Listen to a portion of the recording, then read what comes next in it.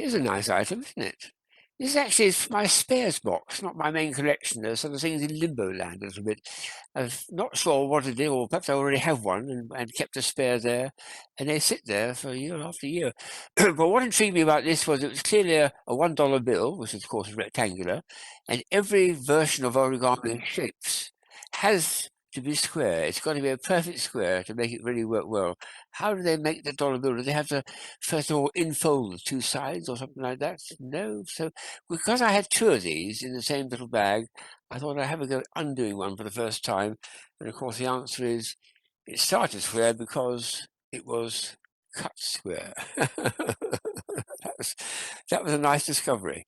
They cut off the two ends too. They wanted to keep this bit in the center in the design, I suppose, and the two side bits cut out. So when you fold it up again into the feet, you'll eventually come up with restoring the bird. So what a strange idea that is too. Then I've got some pins from I think from the spare box, of which I think some of the most interesting ones are, I mean, this one here, for instance, I'm sure these are ones I've got in my collection because they're so well made.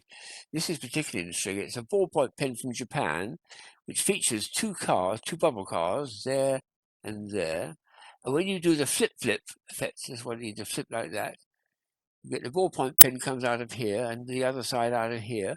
But in the middle, look, suddenly a face appears. Where was the face? Well, of course, it's the two halves of the bubble car roofs. And the bubble cars are being pushed to the side here. There we are, that side. Let's flip it back again.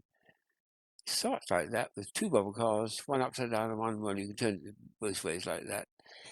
But when you flip it, it does this extraordinary change and transformation into a face which wasn't there before. Very nice idea, and it's got a blue color pen there and a red color pen there. Brilliant bit of design by the Japanese. This is a very strange idea. It's a ballpoint pen, but it's also a full working sewing kit because it contains, well, I'll read the paper. It says 4 spools of thread. There we are. We've got a black one and a pink one and a white one and a blue one, a pin case somewhere in here in this mess here, and then 2 buttons somewhere else.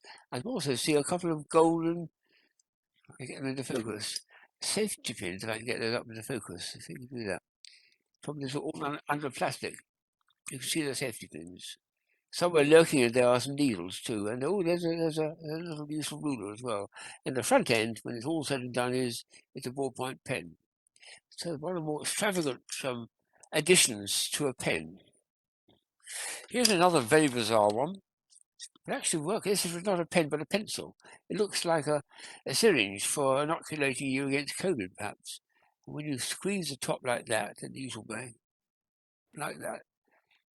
Let's see if I can get this into focus first.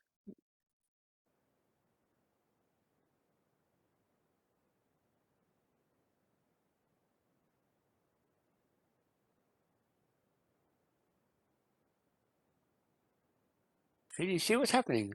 It's a lead, one of those very fine leads that comes out. Let's see if I can get it back in again before it breaks. Here we are. So as I'm pushing the top here, it's advancing the lead. As if you're pushing the top of the syringe. Very nicely done. So a very good work, and it feels nice in the hand too, a good working one. Oh, it's got a little ruler on the side, just an extra bit of fun too. So there's the two. The last two, one is I thought it'd be a bit of fun because in the shop they had all the names, boys' names and girls' names. And so I chose Timothy, my name. And I thought there's a bit of fun in this. The actual ballpoint is at the front here. You pull it out, there it is, with the ink cartridge in it. So it's a ballpoint pen.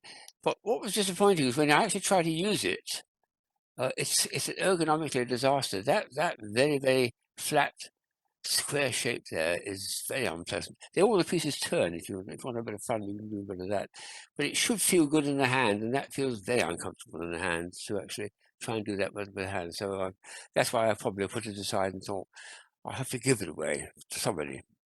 The last one is really quite a sensible idea, this, but it's got a bizarre bit to it too. It's just look at the top, unscrew. I thought, oh yes, there we are. Look, they've got a little. Yeah, we've got some of those. We've got there are tools there. That's a blade there, and that's one of those crossover screws. So it's got that feature to it. The top bit isn't a rubber. It's one of those things, a soft padded thing by which you touch keyboards to save yourself the trouble. That one there. But the feature is, I found it extraordinary, which I've never seen in a pen before. It's got some measurements there in inches and metric. But the weirdest thing is this bit here, that little oval. See if I can get that into focus. It's spirit level. So if you put this on the table flat, like that, you can see whether the table is level. If it doesn't, you have to walk out, I suppose. What a wonderful idea, isn't it? They make pens in all sorts, don't they?